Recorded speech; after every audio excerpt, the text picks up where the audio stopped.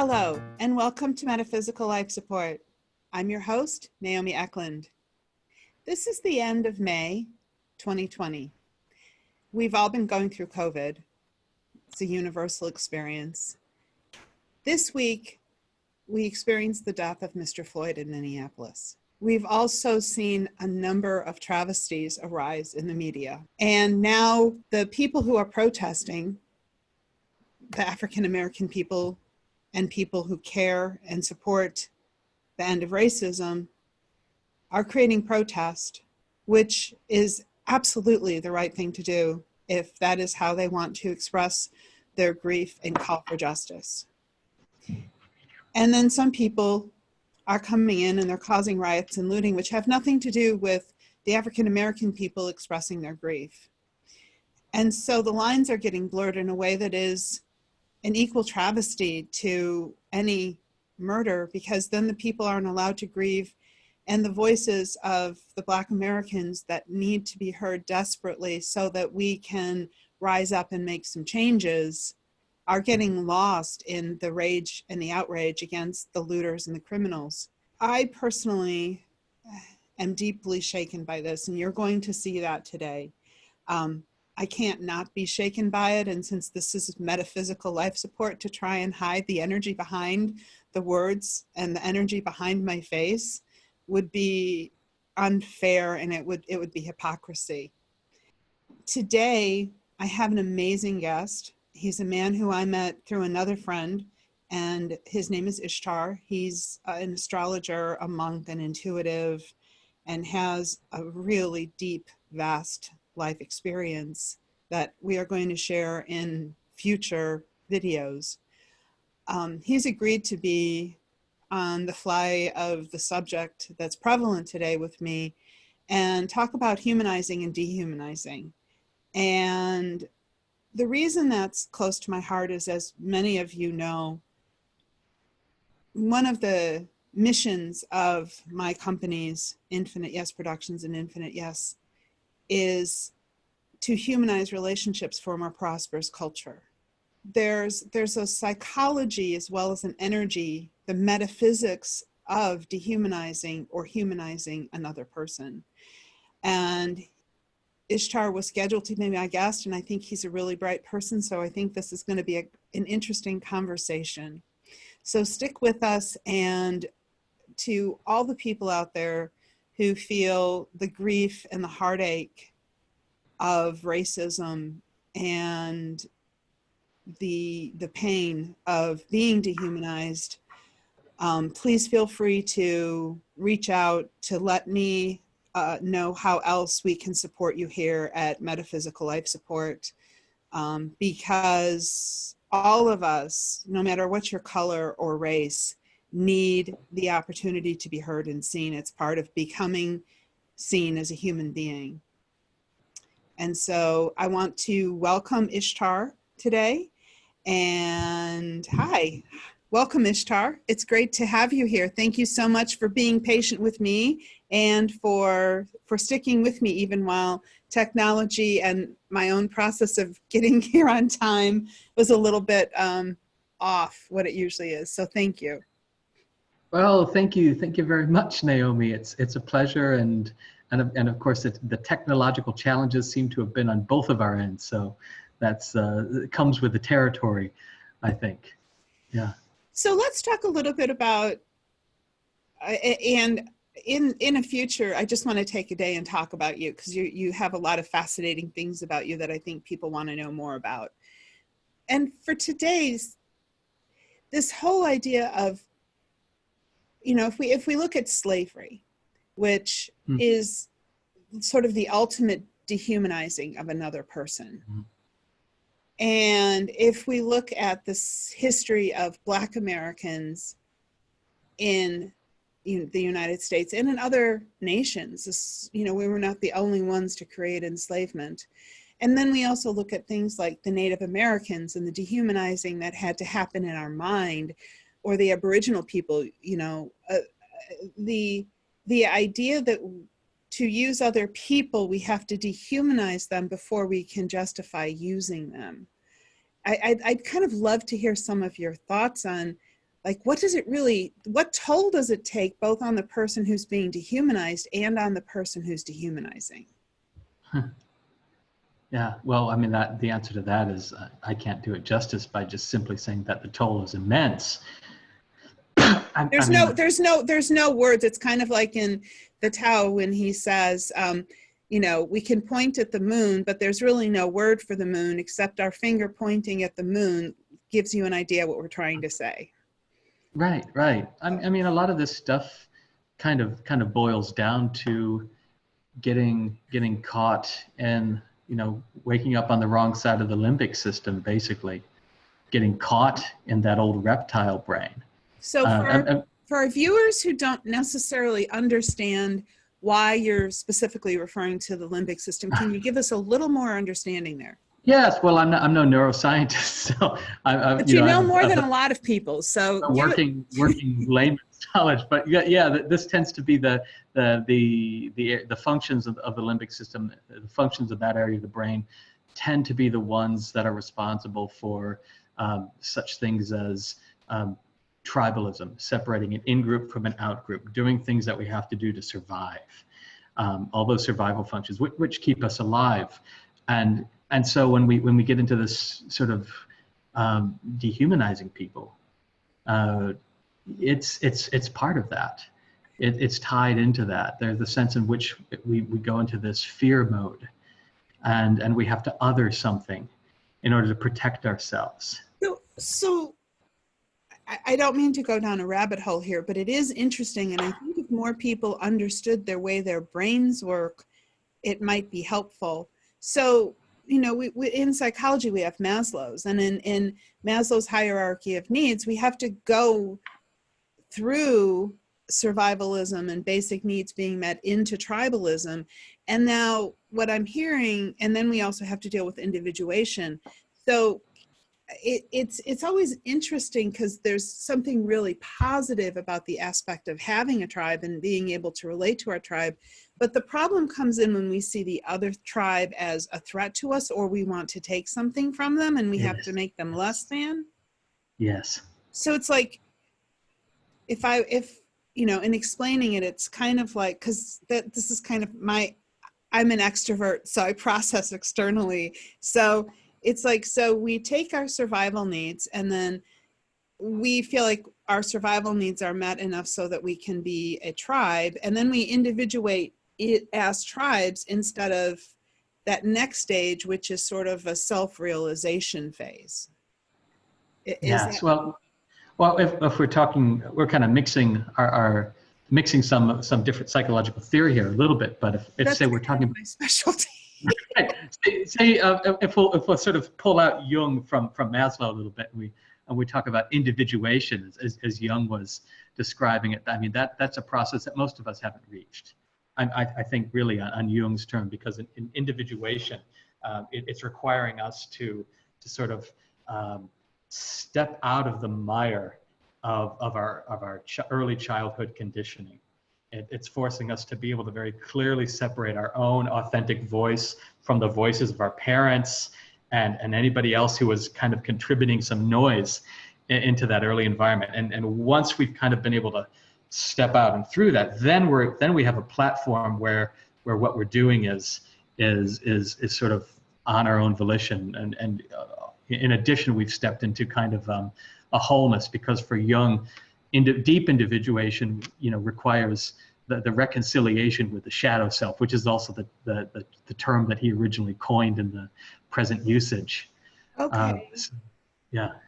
So taking what you're saying, the shadow that goes into us from our community, from our tribe, and doesn't get reconciled or examined is really where the problem lies when we're talking about racism or the negative aspects of tribalism.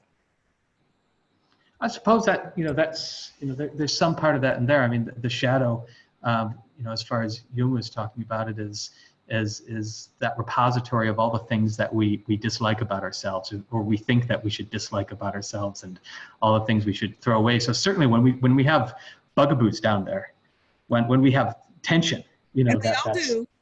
and you know, whatever it be about, whether it be about our own our self-worth, or you know, wanting a place in the world, any of those weak points, if we get squeezed, such as like by an economic depression, you know, or many of the other things that have happened, that are happening now, that happened say in the 1930s, if we get squeezed by those things, we start to look for somebody or something to latch onto, somebody or something to blame, somebody or something to other, so that we can, you know, it's like we're drowning psychologically, and we grab for a buoy. And this, of course, it's like the old standard, you know, layman's explanation for Nazi Germany, or at least one of the common ones, is that, okay, here we have a people who've sort of been brought down to their knees, and they're looking for any port in the storm, basically, and they find one.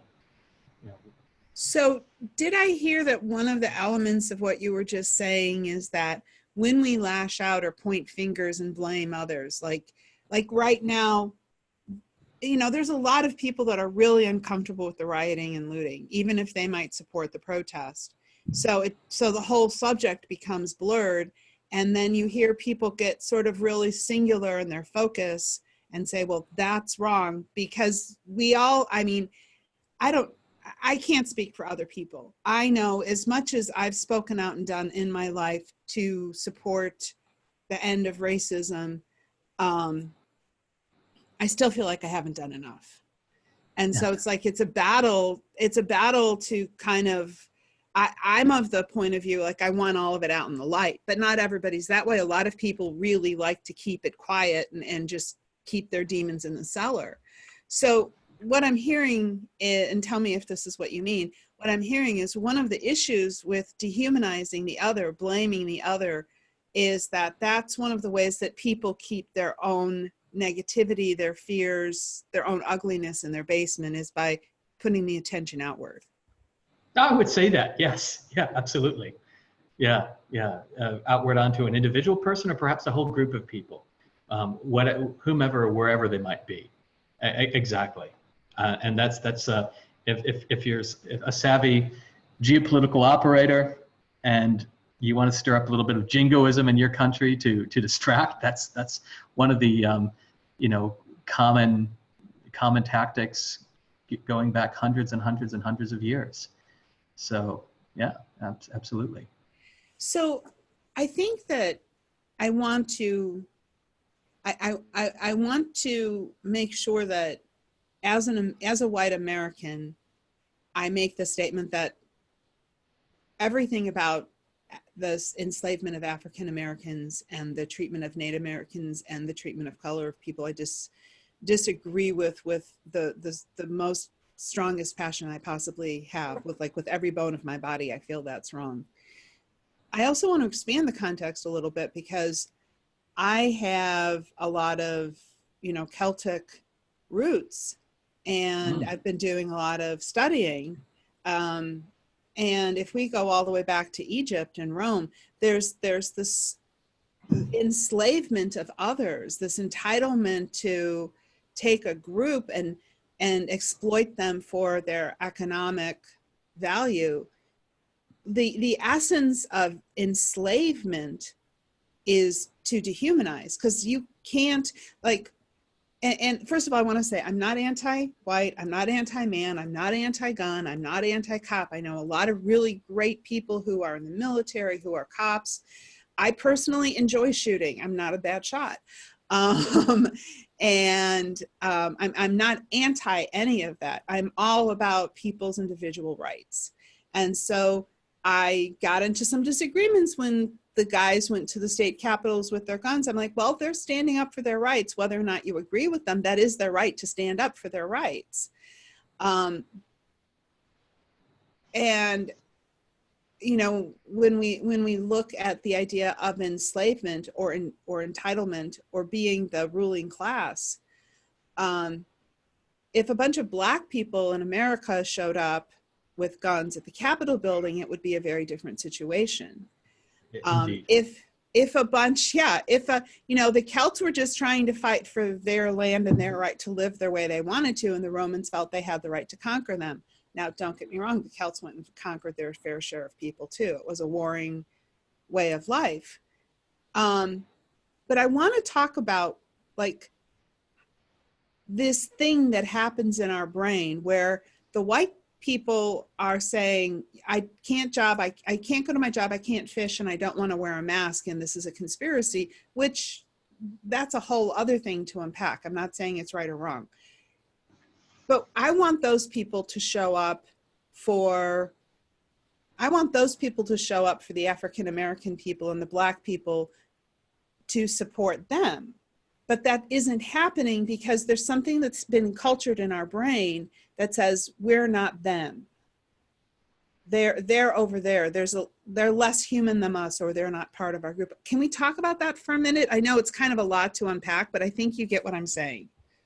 And you presented it with some nuance, which is commendable. And you know, because I'd be tempted, especially in the case of the people who shut down the Michigan State Legislature. Excuse me. I'm sure that a great many of them aren't, you know, that some of them at least aren't racist. I have no idea the makeup of the individuals there. But that said, it's so consistent. You don't see this, you know, you don't see this happening. You rarely see it happen. You don't see that armed, you know, militia getting, you know, pulling up and defending those who are much weaker in our society, women, Native Americans, and you know, it doesn't mean that they're not for that at all. But you're right there. See, that's exactly my point. I mean, I'm from the Midwest. I'm a white girl from the south suburbs of Chicago, and those people would not call themselves racist for the most part. They would not sit there and say that they were racist, and most of those people wouldn't hurt a person of a different race. But there's that, what I'm talking about is that thing in our brain that can enslave, but then even thousands of years later, when we know better, still see them as the other. And that's dehumanizing. Right. Yes. Yeah. I think they're really old chains that have to be broken with some difficulty. So how do we go about without hating ourselves? Because I think that's one of the problems is we don't want to feel bad about ourselves, but we want to do better. So like, what I know you were, you get it, right? You don't want to feel bad, but you want to do better. And you've been studying psychology and meditation, and you've had a lot of experiences. So I'd love to hear maybe some of your ideas about how do we go about humanizing each other? I tend to find that not just through my own, because that would be quite anecdotal, my own meditation practice of journey, but with the people that I've taught and who've spent a long time with the practice, and we've kept in touch with my peers doing the same thing, with my friends in other traditions. The people who tend to be meditating quite a long time, tribalism tends to fall away. Or said another way, just as consciousness, say, becomes much more non-localized, just as we sort of, we're no longer in this little box, you know, this little box body so much. That's very common. I'm not going to say it's universal because everyone has a different sort of path and trajectory, and everyone unfolds like sort of a flower, different petals coming in at different times. But generally, if somebody goes long enough, then you know you're still going to see the cultural and ethnic and racial variations that are throughout this world. But there's such a sense of commonality with all of life. There's a love with all of life that one starts to tap into. That, you know, supersedes, you know, tribalism and the sense of being, you know, a scared individual, you know, below that. So that explains why some groups who really need their people to believe what they want them to believe oppose things like meditation. It might. I'm sure there's lots of different reasons. Probably, I think all of them bad that people oppose meditation, but you know that could be one of them, I suppose. Yeah. So you're a meditation teacher, and we have an opportunity here, like in a few minutes, like if somebody thought about meditation in a way that suddenly it became welcoming, like first of all, like what really is meditation to you? And then the next question would be like, how does somebody who might even have a fear of it or have been taught not to do it open up to that? Well, I could probably answer in some ways both of those questions in one thing, because the first thing that I teach every single student is that meditation is one of the most natural things that we can do, and in fact that we engage all the time unconsciously by accident. We make meditative journeys all the time throughout life. We just haven't necessarily been trained how to repeat that. And what I mean is that you mentioned Maslow earlier, and that was part of Maslow's bag, is that he's studying the optimal unfolding of the human spirit and the human psyche. He wanted to study healthy people, didn't want to be a Freudian forever, so he kind of switched over, and so he's self-actualization, the peak experience. The peak experience is just a human naturally slipping into a meditative state.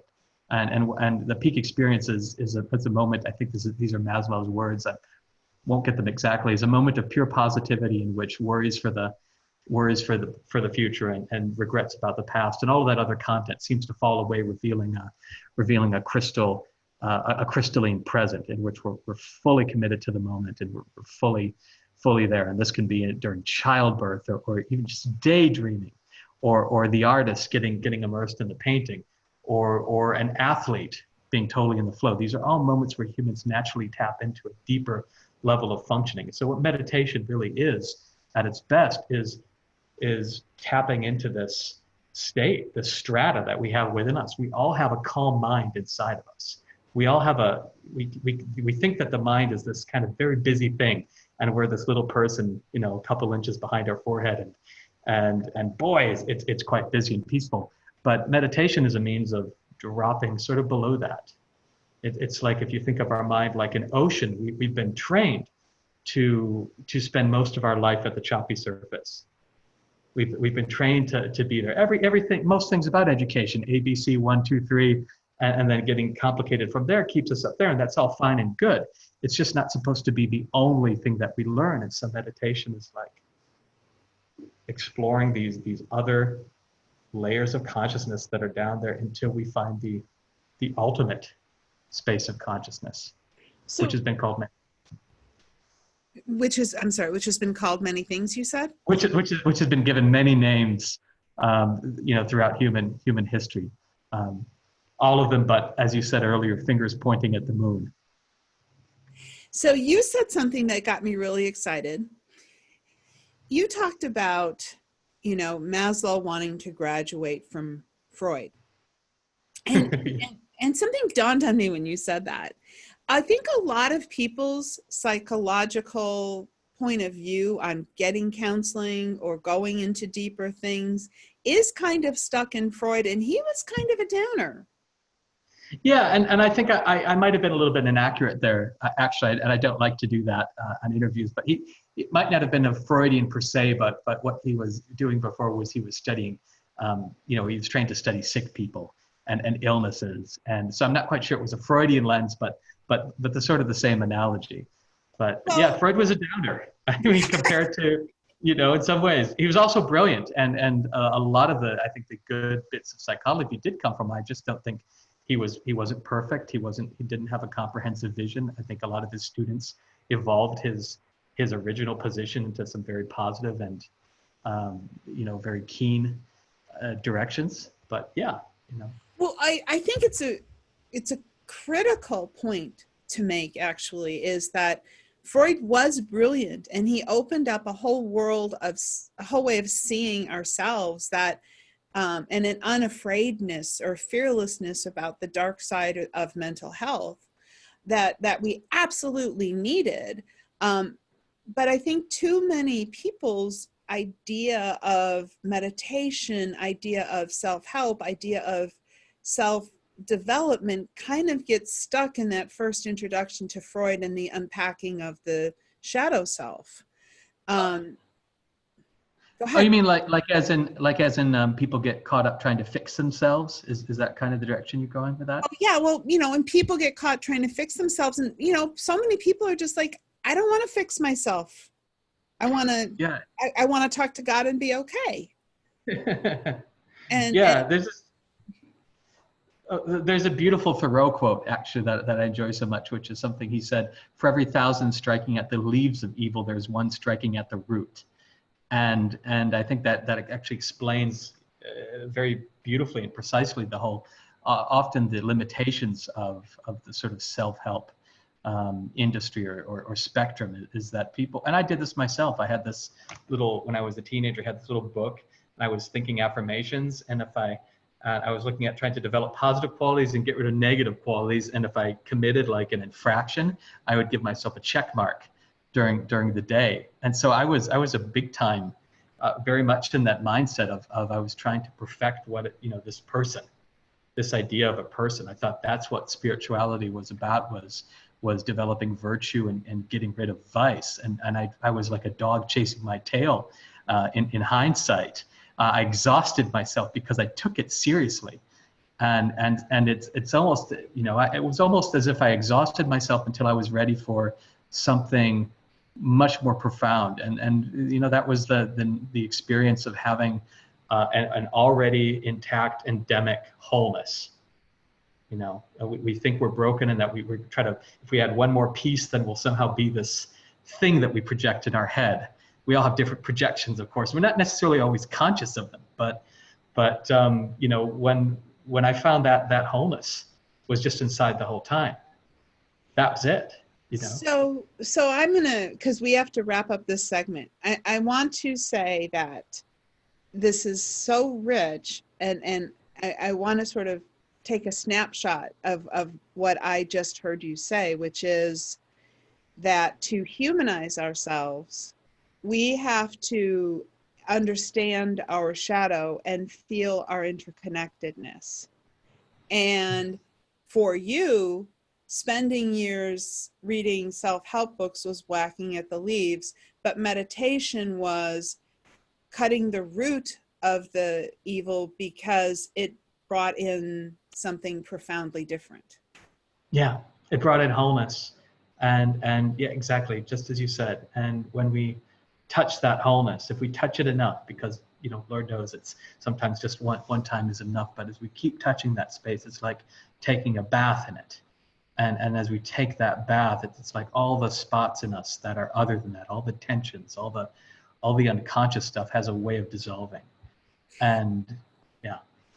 So to sort of wrap this segment in a bow, I want to start out by saying that maybe the answer for white people is to find our wholeness so that we don't have to fear the shadow of ourselves. We don't have to blame or point fingers. And maybe for the people of color and the Black people out there, maybe it is speaking up, speaking out. I do believe that there's something about the process of grieving and allowing that. And maybe right now it's the white people's time to realize that we are the brothers and sisters of people who have been hurt by us and our ancestors and our unconsciousness, and allow that to help us come to consciousness without blaming ourselves, without crying, without making the other people responsible for our feelings. Because I don't think most African American people or Black people or people of color or Native American people I don't see that they want us to be responsible for their feelings. I see that they just want to be treated like human beings and have a fair playing field. So before I actually sign off, would you like to add anything to this segment, Ishtar? Well, sure. And I'd kind of add by saying, that there's inner work and outer work, that we all have to do, no matter who we are. I mean, we all need to find that wholeness. We all need to find that space where we're complete. We also need to be like Henry Fonda at the end of The Grapes of Wrath. Wherever there's a cop beating on a guy, I'll be there. We take that spirit where there's an injustice, there I shall go. We all have those opportunities in our life where we can either step up to the plate or we demur and we back off. It's different for everybody, but that's important for everybody, no matter who you are. If that's the outer part. That's part of this world is what do you do with that wholeness? What are you called to do? And it's going to look like different things for different people, but we're all called in those moments, and we know when they come. You know, we either look back on it with some regret, or we look back and we say like, yeah, okay, I followed the Holy Spirit, whatever words we want to give it, or I followed the call of conscience, or I followed the divine thread, and there we are. So that's all I'd add. Thank you. And so my call is to echo your call. If every one of us does what we know in our heart is the most human, kind, compassionate thing, whether it's as simple as showing a kindness or giving a smile to a person who is in a group that could find problems, or whether it's making shows, or whether it's using our feed, or whether it's showing up with our guns to help protect people of color. I'm not saying we should shoot police. I'm not promoting violence. Not at all. It's the opposite. Peaceful protest with the strength of multiracial groups is going to be one of our most helpful tools. Yeah. Thank you. So thank you, Ishtar. We're going to come back and talk about more things in just a minute.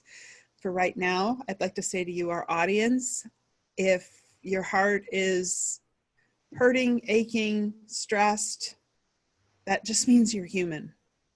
And let that speak to you as far as both your action for self-care, to meditation, to speaking up, to calling a person who is a friend who's in a marginalized group of people, and letting them know that you're there for them, whatever your heart is, whatever's on your heart. Thank you all so much. And we really do appreciate you here at Metaphysical Life Support. The point of this show is to help us understand the energy behind things so that we can use our tools and our voices and our knowledge to make ourselves better in this world, to bring ourselves into more wholeness, and to bring more wholeness here so that we can all work together. Thank you so much. And please like, share, subscribe, comment, be with us here. Thank you.